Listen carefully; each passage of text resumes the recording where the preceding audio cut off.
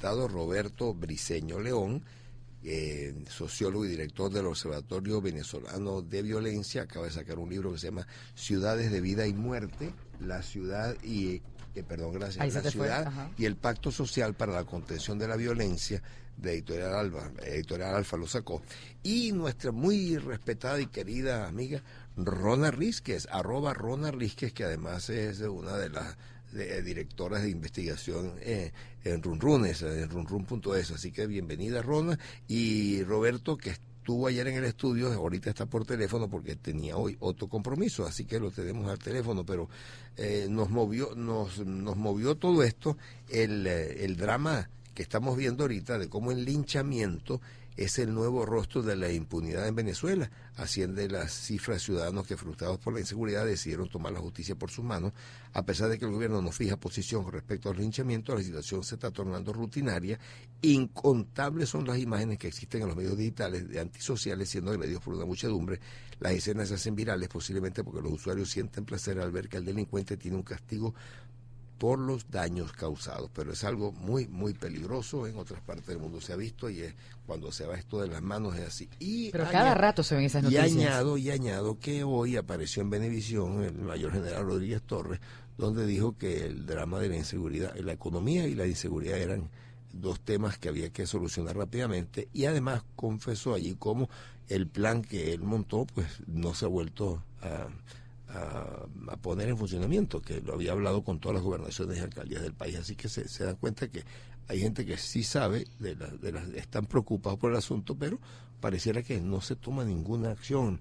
Rona, bienvenida al estudio, y Roberto, un gran abrazo aquí desde Éxitos. Hola, gracias por la invitación. Un placer tenerte acá, a ambos, una vía telefónica y una en el estudio. Rona, tú, saludos. Bueno, bienvenido.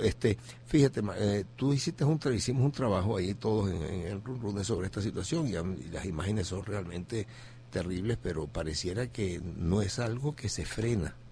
Sí, es muy difícil de controlar porque además son hechos espontáneos, o sea, hechos fortuitos que ocurren en el momento en que se produce un delito y la comunidad reacciona. O sea, no hay manera de prevenir o de predecir cómo va a reaccionar la gente en el momento en que logras detener a la persona que te está robando o que está cometiendo algún hecho delictivo que te afecta. Y como todo el mundo tiene un teléfono que puede funcionar como un medio ya. Exactamente. Entonces, bueno, hay varios elementos allí que son muy preocupantes. Uno, el primer elemento, el linchamiento en sí, o sea, el hecho de que la gente sienta que tiene que tomar la justicia por su mano, que la gente sienta que esa es la única manera de que no quede impune un hecho delictivo, de que la gente sienta que además no solamente es detener al delincuente, porque a lo mejor con detenerlo podría bastar, pero la gente cree que tiene que casi que exterminarlo. Es terrible porque hay una cosa que incluso se está viendo ahora, que no es solo el linchamiento de que le caen a palos o a golpes, como es conocido habitualmente en la práctica del linchamiento, sino que además queman a las personas. Y una de las cosas que fue muy llamativa la semana pasada fue el linchamiento de un supuesto delincuente que estaba asaltando una camioneta de pasajeros en Catia, y que después de ser golpeado y agredido por los pasajeros afectados, fue quemado por las personas que estaban en el transporte público. Y además de eso, su muerte fue filmada por una de las personas que estaba allí. Y además esta persona decía que, es para que sigas robando.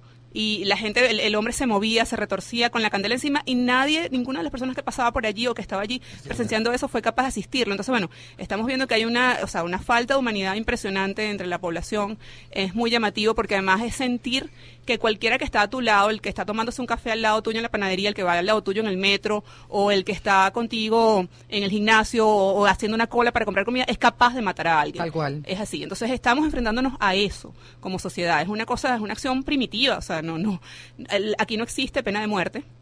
Aquí existe un sistema judicial, un Estado de Derecho, y las personas deben ser sometidas a la justicia. O sea, no es lógico que las comunidades o que la población tome la justicia por su mano. Más allá de la indignación que haya, más allá de que nos sintamos frustrados, de que nos sintamos que no hay justicia, de que hay impunidad, no es lo lógico que las personas actúen de esa manera. Sobre todo porque, estamos hablando de otras personas que también tienen derechos, lamentablemente, porque a veces sentimos que nos agreden, que nos roban, o que incluso le quitan la vida a alguna persona cercana, pero esas personas también tienen derechos humanos. Oye, es como una frustración frente a la falta de justicia que hay en el país, que tiene la gente que tomar la justicia por sus propias manos para acabar con un azote en un barrio, con una gente que de pronto los esté robando, los esté persiguiendo, haciéndoles daño. Roberto. Dime, Nelson, saludos para ti. Tu análisis, tu visión de esta situación del linchamiento, tú que estás te especializaste hace años en todo este tema. Nelson, yo creo que hay un cambio fundamental que se ha venido dando con los linchamientos, porque nosotros hemos visto a partir del crecimiento de la violencia en el país y del crecimiento notable de la impunidad, una aceleración de la privatización de la seguridad y la privatización de la justicia. O sea, la privatización de la seguridad, la gente se protege a sí mismo, y la privatización de la justicia, una parte es lo que es el linchamiento, otra parte son las OLPs y las acciones extrajudiciales de la policía o el sicariato. Ahora, hay algo que nos llama notablemente la atención en los últimos tiempos, y es que lo que había sido histórico en el linchamiento en el país era una reacción ante crímenes horribles. Exacto. Es decir, gente que violaba a una niña, violaba a una persona con problemas con retardo mental, enferma, y luego la asesinaba. O sea, había un carácter horrible en el crimen que desencadenaba la acción del linchamiento. Lo que hemos visto de manera reciente es que no se trata de que el crimen sea horrible, es simplemente una respuesta ante el criminal, ante el crimen, ante cualquiera. Porque la gente se siente agredida, se siente amenazada, está bajo una continua tensión.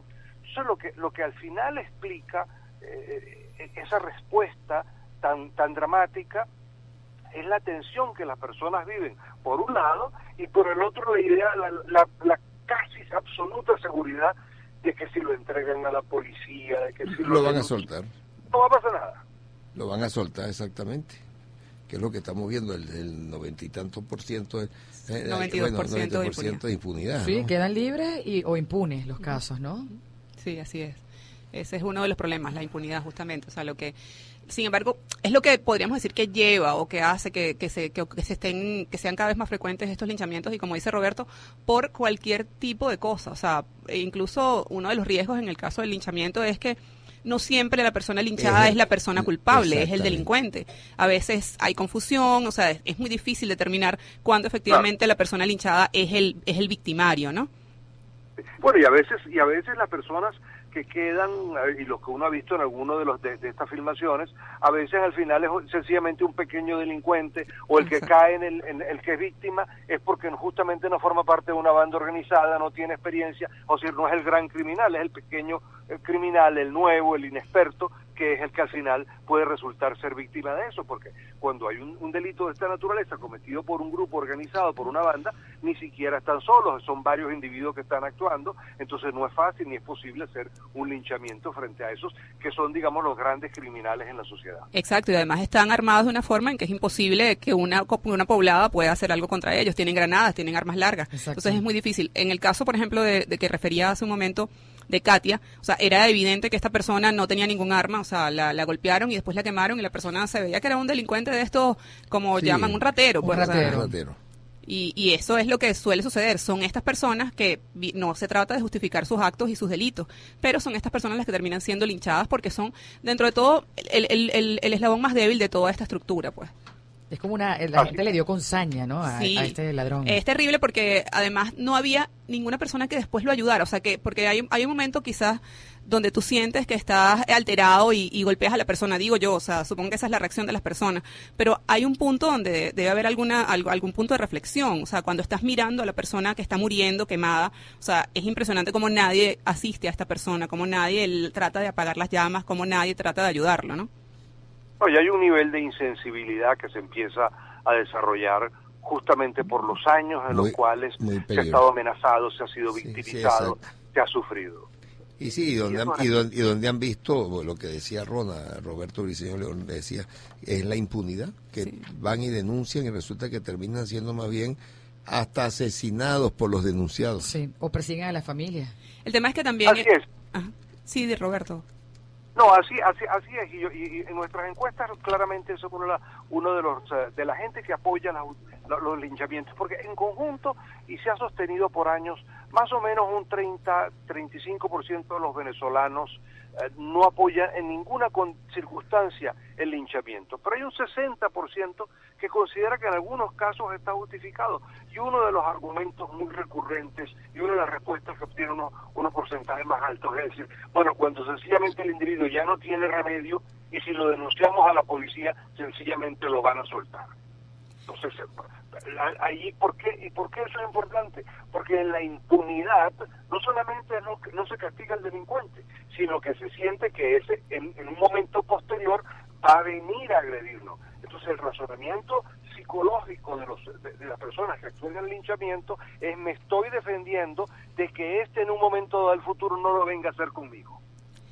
Y es muy grave el asunto del linchamiento porque se puede convertir en un boomerang. O sea, las personas muchas veces pueden justificar el linchamiento de una persona con la que tienen algún tipo de dificultad, algún enemigo en la comunidad. Es muy complicado y por eso no se puede justificar desde ningún punto de vista el linchamiento, ni siquiera en este momento que estamos viviendo en Venezuela de tanta violencia, de inseguridad y de impunidad. Bueno, ya vamos a seguir conversando con ambos, no se muevan de allí. Roberto Briceño León, sociólogo y director del Observatorio Venezolano de Violencia, y también Rona Rísquez, que está acá, su Twitter es @Rona Rísquez y el de Roberto Briceño León es @OVV Piso Violencia. Vamos nosotros también a felicitar y a saludar a Víctor Ignacio Roa Rísquez, el hijo de Rona, que está con nosotros aquí en el estudio. Un galán. Un galán, además. Te felicito, ¿vale? Porque tienes muy buenas notas y es un gran estudiante y todo. Muy bien. Qué bueno, mira, nos está dando las gracias allí con la señal de costumbre. Sí. Está bien, bueno. Tiene un lunar que me encanta. Mira. Va a ser un robacorazones. Continuamos, ya es, Mariela, ya es, sabemos. Mira, continuamos, amigos, hablando de este tema. Ahora, pareciera, Roberto Briceño León, con el que tenemos en la línea, que esto de la violencia no se le ve disminución, sino aumento, porque es otra cosa, no solo la impunidad, sino que no hay una política real. Hemos encontrado que todas las policías están involucradas, y la Guardia Nacional, en los crímenes más espantosos y en toda la violencia. Entonces, aquí no ha habido una selección de gente, no ha habido preparación de muchos de estos policías. Hemos visto también la matazón que hay de policías en todo el país, con una impunidad absoluta también. Todo eso indica que, bueno, que yo creo que eso estimula que la gente se desespere, ¿no? Rona, ¿y tú? Bueno, realmente, Nelson, lo que uno encuentra es que lo que uno encuentra en el país es que ha habido una suma de políticas equivocadas, de cosas que se han hecho mal y de cosas que se han dejado de hacer. Esa es la suma de las dos grandes variables de lo que hemos tenido en el país y que representa muy claramente lo que sucede con las policías. Bueno, las policías se intentaron mejorar, hubo una idea o una propuesta, una universidad para la policía, una universidad de la seguridad, se creó la Policía Nacional, pero todo eso al final se politizó. Entonces al final fueron politizados. Era una policía socialista, se habló de una policía insurgente, una policía revolucionaria. Todo eso lo que nos ha dado. Se nos cortó la llamada, se cortó. Ya vamos a volver a contactarnos. Bueno, aparte de la politización, hay un problema también acá con el tema de las instituciones. O sea, con el gobierno de Hugo Chávez y se continúa con el gobierno de Nicolás Maduro, lo que ha habido no es una guerra económica, sino una guerra contra las instituciones, contra el Estado, o sea, el gobierno contra el Estado. Y una de las instituciones afectadas es el Poder Judicial y las policías. Y en el caso de las policías, bueno, las policías no tienen dotación. Las policías están desmoralizadas, las policías, los sueldos son muy bajos, los funcionarios, bueno, están realmente realizando su trabajo en unas condiciones que no son las que necesita un policía para poder trabajar. Y aunque eso no justifica que estas personas se conviertan o se vinculen con los delincuentes, bueno, esa es una de las razones por la que también pasa esto. O sea, la corrupción policial, que es algo que suele ocurrir en cualquier gobierno y en cualquier país del mundo, es cada vez peor en el caso de Venezuela, porque simplemente las policías no tienen recursos para trabajar, los policías no tienen buenos salarios, no tienen condiciones sociales. Entonces, bueno, no hay una atención a la policía, ni tampoco pareciera, más allá de las políticas en teoría de seguridad ciudadana que ha intentado implementar este gobierno, no hay en la práctica una verdadera disposición a atacar o a atender el tema de la seguridad ciudadana. O sea, no hay ninguna voluntad política. Estas OLP son unos planes... Por favor, terrible. Sí, tampoco terrible. se ha llevado bien a cabo. Claro, porque les han dado hasta zonas de impunidad casi. Claro, son unos planes que no son planes estructurados, que no tienen ninguna... no hay una planificación real. Simplemente se llaman OLP y salen y unos policías matan a 5 malandros y ya, pero no hay una verdadera política detrás de ese plan. O sea, ¿qué vamos a hacer después de que matamos a estos 5 malandros? Cosa que no debería ser, además, deberían detenerlos, etcétera. Pero, ¿qué va a pasar después? ¿Cómo se van a reinsertar? ¿Cómo se va a tratar de rescatar el barrio? ¿Cómo se va a tratar de rescatar a la gente? ¿Cómo se van a atender los problemas sociales? Eso no existe en este país, no existe detrás de la OLP. Entonces, esperar un resultado de una OLP realmente, o esperar que se acabe la inseguridad, esperar que se acabe la delincuencia, es realmente utópico. O sea, ¿Cuántos planes fallidos? Creo que son 21 los planes de seguridad que se han implementado desde el gobierno de Hugo Chávez. Más de uno por año. Más de uno por año, así es. Y estamos peor. Así es, estamos peor. Bueno, el otro problema es la militarización de la seguridad ciudadana. O sea, todos estos planes han sido implementados y dirigidos por militares, con la cultura militar, sin conocimiento del tema de seguridad ciudadana. Y ya estamos en un punto ahorita donde ya ni siquiera las políticas de control social que se pueden aplicar desde las policías de prevención funcionan, porque cuando tú ves a una policía de prevención como las policías municipales o las policías estatales, que lo que tienen los funcionarios son unas pistolas 9 milímetros enfrentándose a delincuentes que tienen fusiles, que tienen AK, que tienen AR-15, que tienen granadas, tú dices, bueno, ¿cómo una policía de prevención va a enfrentar esto? ¿No? Entonces hay que también pensar en eso. Y eso es parte de la falta de voluntad, y hay que decirlo, de este gobierno para enfrentar el problema de la inseguridad. Y ellos mismos han sido víctimas en infinidad de ocasiones, pues, o sea, ministros, escoltas, familiares, secuestrados, asaltados y hasta asesinados. No, y hemos visto además el pranato manejando toda la violencia desde las cárceles también, así que todo eso es bien delicado. Yo creo que eso es lo que enardece a la gente. Así que... y también hay un problema, que es que incluso hoy ahí está circulando un comunicado muy interesante de Fe y Alegría, a partir de la situación que se está viviendo en sus planteles con el tema de la violencia y la inseguridad. Y ellos plantean que no solamente son víctimas de la violencia porque les desvalijan los colegios, sino que además les matan a los estudiantes, tienen pupitres vacíos, además los estudiantes presencian las muertes de sus padres, quedan huérfanos, etcétera. Entonces, estas personas que están viviendo esto en los colegios, en los sectores populares, son las personas con las que todos los días nos rodeamos y nos encontramos en la calle, y son personas que viven rodeadas de violencia, y cómo pueden comportarse de otra manera. O sea, tenemos que también pensar en que estas personas están rodeadas de violencia y están condicionadas a esta violencia. Entonces, por supuesto, cuando te van a robar un carrito y sale un delincuente y lo puedes agarrar, bueno, o sea, me imagino que la gente pensará que esa es la manera de drenar toda esta violencia que lo rodea permanentemente y de la que es víctima permanentemente, además. Bueno, te agradecemos mucho, Rona. Roberto, no sé si quieres decir algo para cerrar. Sí, nos queda poco tiempo. Bueno, yo lo que creo, y para insistir en la idea de los planes, realmente lo que es necesario un gran cambio de políticas. Si después de 21 o 22 planes hemos pasado de tener 4.500 homicidios al año a tener 28.000 homicidios en un año, sí, obviamente es que las cosas se han hecho mal y que es necesario cambiar de políticas. Cambiando de políticas esto puede cambiar, y es posible, inclusive en poco tiempo, lograr reducir el número de homicidios, lograr reducir el número de secuestros y de robos, y poder tener una sociedad más segura y más justa. Bueno, eso es posible hacerlo con un cambio de política. ¿Cómo será que hasta desde la Asamblea Nacional plantearon ya una ley o un reglamento para evitar para tratar de que se controle las comunicaciones telefónicas desde las cárceles? O sea, no pueden ni siquiera controlar eso. No, es que lo han estimulado. Porque no ha habido una voluntad. O sea, lo tienen que hacer a través de una ley, porque no ha habido una voluntad del gobierno para hacerlo. Eso no necesita una ley, y los que lo están planteando están conscientes, pero saben que es la única manera de lograrlo. Y las máquinas esas son de venta libre en cualquier lado. Exacto. O sea que no había ninguna, pero si no hay voluntad política, si no ha habido la decisión para enfrentar esto, entonces sucede lo que tenemos, que este es incremento de los linchamientos.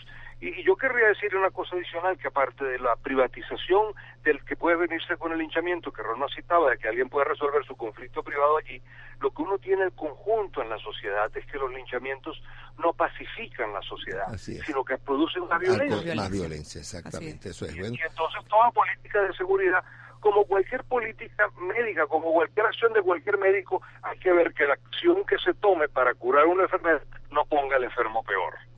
Bueno, ya vimos como la única medida que les funcionó, porque les produjo billetes, fue aquel papelito que dice no se puede portar armas aquí, no sé cuánto, que lo sacaron obligatorio y se llenó un ministro del Interior por aquello que sacó, ¿no?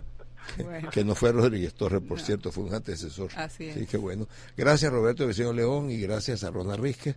Sigue dando tu vaso en runrunes, ¿oíste? Que nos encantan.